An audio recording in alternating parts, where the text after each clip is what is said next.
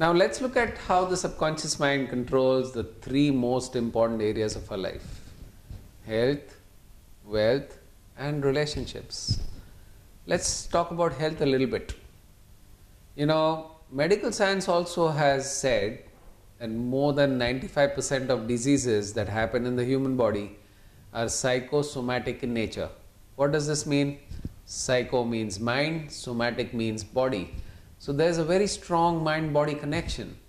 If there's a problem in the mind, this problem will reflect in the body, and vice versa. The mind is so powerful that it can actually create a disease. There's a nice compilation of work done by Louise Hay. She's such a senior person, such a respected person, and she's done so much research on thousands and thousands of people, and she's made a whole compilation of what is the kind of negative mental pattern in the mind and what kind of disease would it lead to. Let's take a few examples from a book called You Can Heal Your Life. The first example let's take is about problem in knees. If a person has a problem in knees, what it typically means is that this person has tremendous pride and ego, is completely inflexible, and wants everything to go as per his or her way.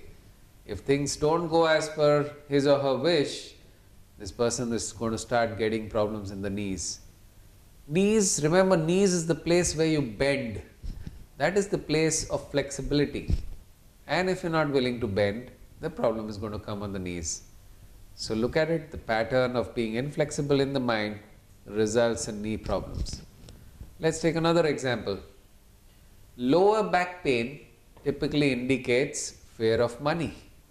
So if there's any kind of financial worries or tensions or any worry about money, typically it will get reflected in the body by way of lower back pain.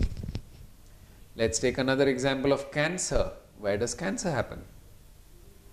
Well, if somebody's hurt us badly and we've taken this anger, we typically get angry when somebody hurts us, but this time we didn't get angry. What we did is we took this anger inward.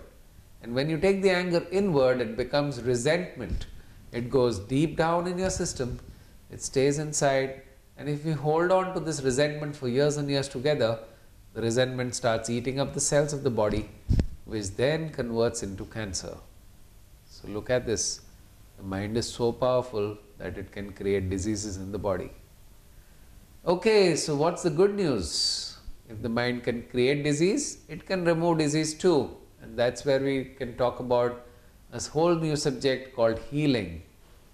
Well, the mind is very capable.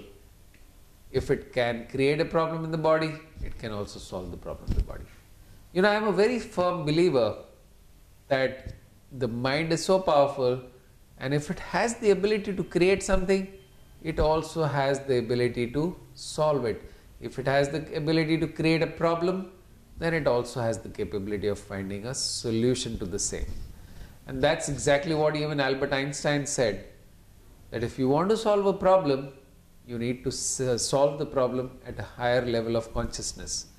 Which means if your mind has created a problem, you need to start working at a higher level of awareness to solve the problem. But the solution exists. Even before a problem is created, the solution for the same is also created. So if you believe in yourself that I can absolutely solve a problem, you can. In fact, whatever you believe, you will see in your life. That is how the mind works. Okay, let's talk a little bit about money. And isn't money something which is very interesting for everybody? We all want to become rich, we all want to become successful. But somehow we find that many people are not able to attract money into their life. And even if they attract money, somehow the money just seems to come and go, and they're not able to even find out why that is happening. There is something inside us which is known as the financial blueprint of our life. Like I said, all of that programming related to money has happened in the very young age of between 3 to 8 years. What is it that you heard about money at that time? What is it that you heard about rich people at that time? Did you hear that money does not grow on trees, Money is hard to earn. Money creates fights. Money is the root of all evil. How many of you have heard of all these statements when you were young? Well, remember that at that time you did not have a conscious mind. You did not have a watchman. So whatever you heard from the environment, you assumed to be true, and that went deep into your subconscious. Now, if the subconscious is saying that money is not good, and the conscious mind says, I want to make a lot of money, who do you think will win out of the two? Obviously the subconscious. The subconscious is way too powerful than the conscious mind. So what happens is we pick up all these programs when we are very young, programs related to money, programs related to health, relationships, all of that. And then when we grow up, we want to earn a lot of money, we want to become successful. But how is it ever going to work? The conscious mind says, I want to make a lot of money. Subconscious mind says, money is not good. So there is a conflict. Even though you want to make a lot of money, the subconscious will not let you do that. So have you ever noticed that you get a big bonus in your account, and even before the money has come into the account, the expenses are all lined up. The money comes and just goes away. It's so funny, but it just happens this way. So it doesn't matter how much education you've taken in finance, if your inner programs of money are wrong, you will not be able to accumulate money. So it is very important to understand the inner aspects of money as well. Okay, let's talk a little bit about relationships. How are relationships connected with the mind? Well, it again goes back to the childhood. It all depends on what the child has seen around him or her when he was very young. If the child has seen only anger, around the child, what do you think the child is going to become when he grows up? He's either going to become very angry, or he's going to become something which is exactly the opposite. Because the child got so tired of anger that he or she made a decision that I will never get angry in my life. So it could turn out both ways. The child may turn out to be a very angry person, or he may also turn out to be somebody who's very quiet and taking anger inwards. He thinks that expressing anger is bad, so he would not express his anger and turn it inwards. If the child was young and he saw his parents always fighting, the child may come to a conclusion that marriages don't work. As a result of which, when this person gets married later in life, somehow the marriage does not work out. If the child, let's assume a girl child is growing up and she sees that her father is very dominating. The father is the one who's running the house, and everything that happens in the house is as per the father's wish. So the little girl child has a belief now that men are very dominating. Now guess what's going to happen if she holds this belief in her mind when she grows up? What kind of a husband do you think she'll attract in her life? Well, you guessed it right. She's going to attract a husband who's very dominating. She's also going to attract a boss who's very dominating. All the men coming into her life are going to be people who will be very dominating. And why did that happen? Because she had a belief that men are dominating, and the genie inside will only say, your wish is my command. So the genie is going to make your wish come true by attracting all the wrong people into your life. That's what happens. So the same thing holds good for relationships as well. So now you see, there's such a strong connection between the mind and all the different areas of our life. If only we knew that all these wrong programs which were somehow installed in our life by somebody, who knows who even installed those programs, those are creating so much chaos, you would change it. But you know what? I have personally seen that so many people suffer all through their lives just because they don't know that there's a wrong program running inside them. And it's just the lack of awareness.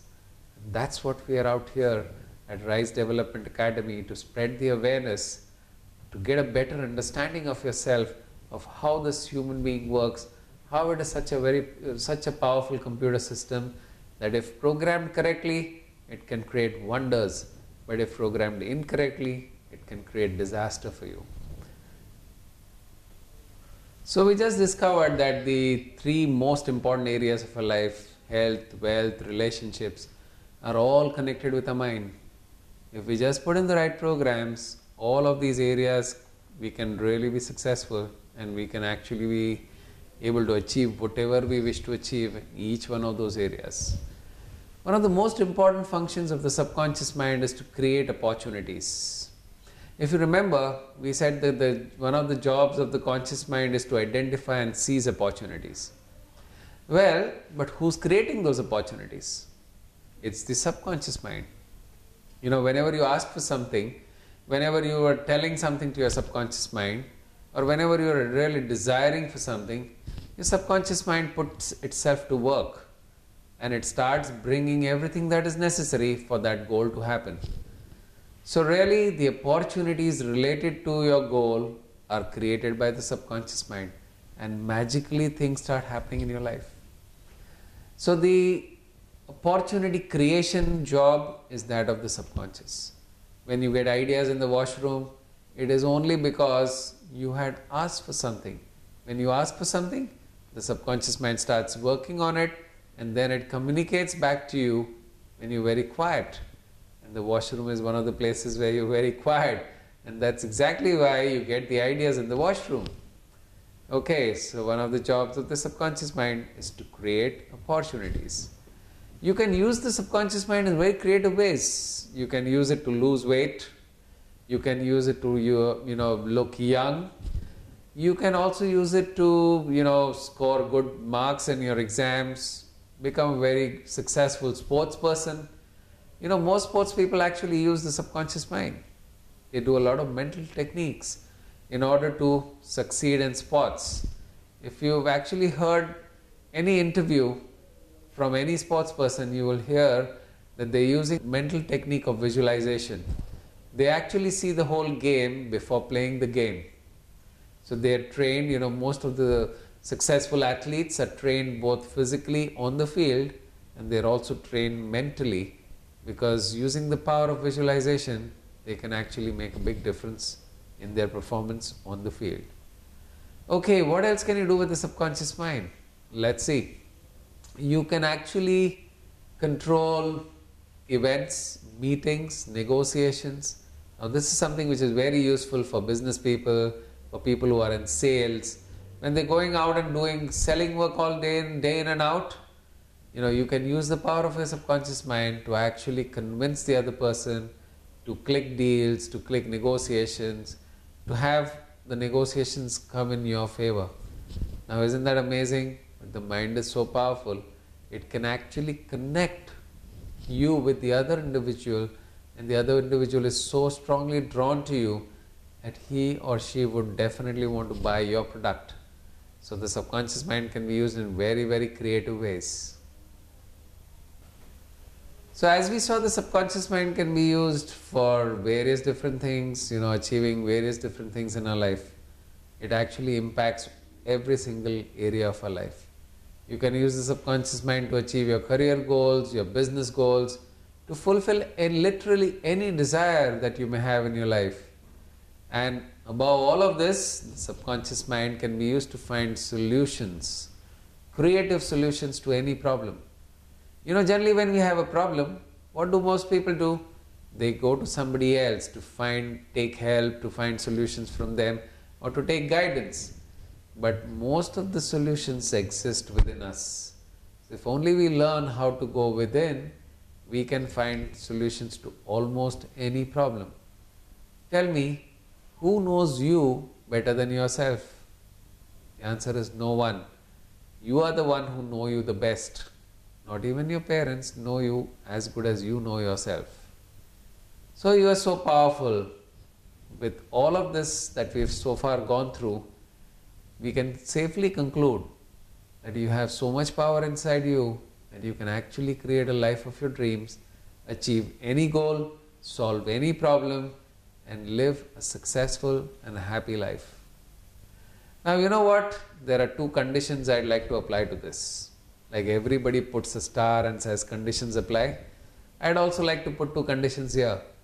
The first condition is that you must have a desire to achieve something or to change something in your life.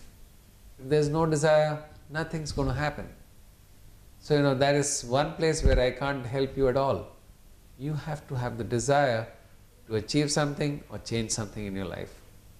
The second thing that is necessary for success is to have 100% belief in yourself and your goal. If you have 100% belief in your goal, nothing will be able to stop you. But you know what? In the second point about the belief part, I can actually help you. Because beliefs are really formed based on our past experiences. And if some of our past experiences have not been good, we tend to believe that it's not possible for us to do that. But now there are very powerful tools available to deal with any problems of the past, any experiences that we've had in the past. And once we fix those experiences of the past, you again become very powerful and your belief starts going up. Okay, so I end this section here where we've learned how powerful a conscious mind, a subconscious mind is, and then only if we correctly use both of these together, in